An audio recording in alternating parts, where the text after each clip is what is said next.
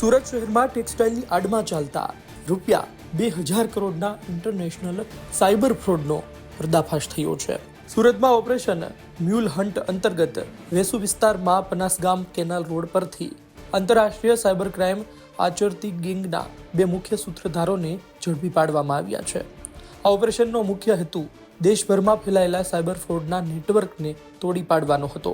2,000 કરોડના આંતરરાષ્ટ્રીય cyber fraud પકડાયેલા આરોપીઓ મુકેશ તારાચંદ સ્વામી અને બાબુલાલ ઉર્ફે પ્રીત કાલેર લાંબા સમયથી પોલીસની રડારમાં હતા.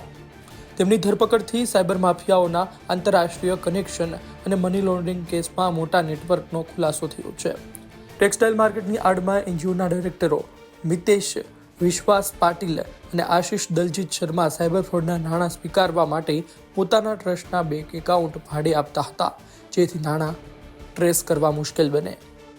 રાજ્ય સરકાર તેમજ ડીજીપી સાહેબ તથા પોલીસ કમિશનર સુરત સાહેબના દ્વારા એક મ્યુલ હન્ટ નામનું એક અંતર્ગત એક પ્રોજેક્ટ હાથ ધરવામાં આવ્યો હતો, જેમાં મ્યુલ એકાઉન્ટો આઈડેન્ટિફાઈ કરી અને એમના વિરુદ્ધ કાર્યવાહી કરવા સાયબર ક્રાઇમ વિરુદ્ધ કાર્યવાહીની એક ઝુંબેશ છેડવામાં આવી હતી.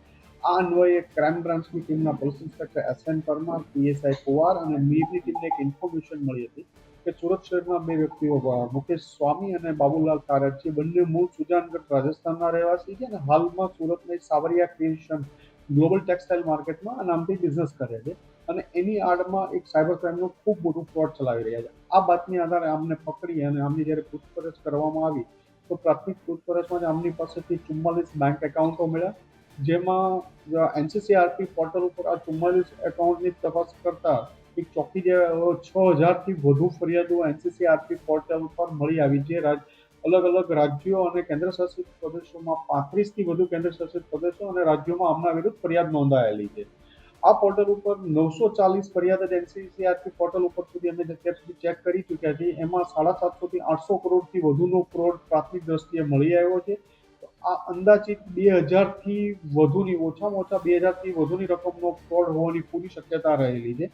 બંને આરોપી મુકેશ સ્વામી અને બાબુ કાલેરની ધરપકડ કરી એમના 7 દિવસના રિમાન્ડ લેવામાં આવ્યા છે. આમની પૂછપરછ દરમિયાન એક જે ખૂબ મોટી લીડ મળી કે એક વિદ્યા પ્રધાન ધર્મા ફાઉન્ડેશન નામનું એક એનજીઓ ખોલવામાં આવ્યું હતું અને આના 2 ડાયરેક્ટર મિતેશ પાટીલ અને આશિષ શર્મા જે આમની સાથે મળી આ 4, એ ઉપરાંત એક દિનેશ કેલકા, 5 જણ મળી અને ખૂબ મોટું ષડયંત્ર ચલાવતા હતા અને આમના દ્વારા જ 2024 નવેમ્બર 24માં આ ફાઉન્ડેશન ચાલુ કરી એનજીઓ જે એજ્યુકેશનના પર્પઝથી ખોલવામાં આવ્યું હતું અને એમાં સાયબર ક્રાઇમનો ફ્રોડ કરવામાં આવ્યો હતો.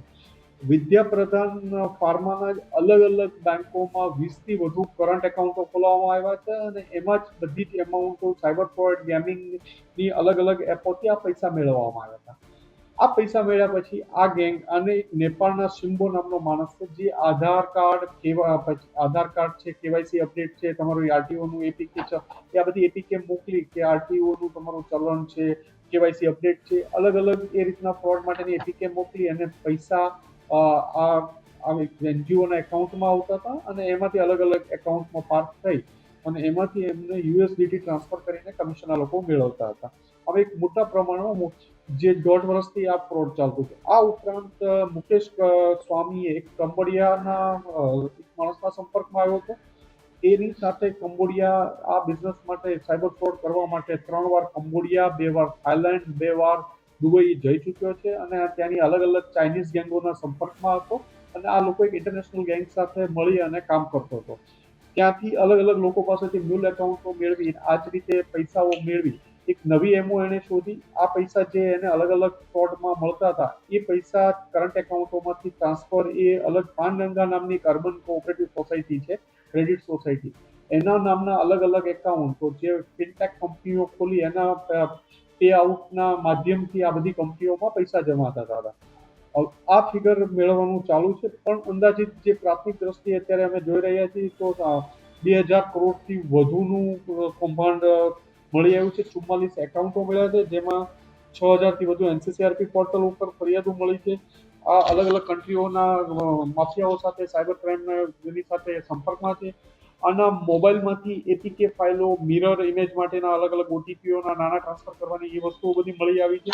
એને માર્ચ 2025થી લઈ અત્યાર સુધી એને કમિશનમાં મળેલા 90,000 જેટલા 90 લાખ રૂપિયા એટલે અંદાજિત 1 લાખ USDT એના કમિશનના જે પૈસા મળ્યા હતા એનું પણ એના એકાઉન્ટમાંથી એક ટ્રાન્ઝેક્શન એક વોલેટનું મળી આવ્યું છે.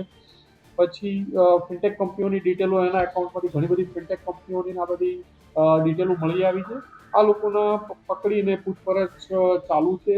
એમની પ્રાથમિક દ્રષ્ટિએ આની વિરુદ્ધમાં 10 ઓફેન્સો દાખલ છે, જેમાં ઓડિશા, રાજસ્થાન, ઝારખંડ, હરિયાણા એ પહેલેથી એટલા રાજ્યોમાં વોન્ટેડ છે.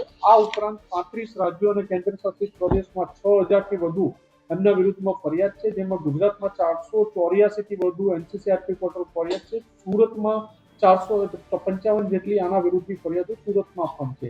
એટલે અલગ અલગ ફરિયાદીઓને બોલાવી આમના વિરુદ્ધ કાર્યવાહી કરવા માટેની ચાલી રહ્યું છે.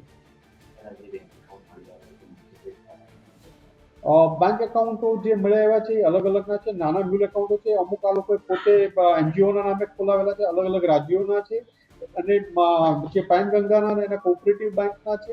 એ બેંકમાંથી જે અલગ અલગ નામોની છે એ ઇન્વેસ્ટિગેશન ચાલુ છે. તપાસમાં બહાર આવ્યું છે કે આ ગેંગ કંબોડિયા અને નેપાળ જેવા દેશોમાંથી ઓપરેટ થતી હતી. નેપાળમાં રહેલો શિબો નામનો વ્યક્તિ આ ગેંગનો મુખ્ય ટેકનિકલ હેન્ડલર હતો. આ ગેંગના સભ્યો કંબોડિયામાં બેઠેલા ચાઇનીઝ માફિયાઓના સંપર્કમાં હતા. મુકેશ સ્વામી પોતે 3 વખત કંબોડિયા, 2 વખત થાઇલેન્ડ અને 2 વખત દુબઈની મુલાકાત લઈ ચૂક્યો છે. આ વિદેશ પ્રવાસો માત્ર મનોરંજન માટે નહીં, પરંતુ સાયબર ક્રાઇમના નેટવર્કને મજબૂત કરવા અને નાણાંના વ્યવહારો ગોઠવવા માટે હતા.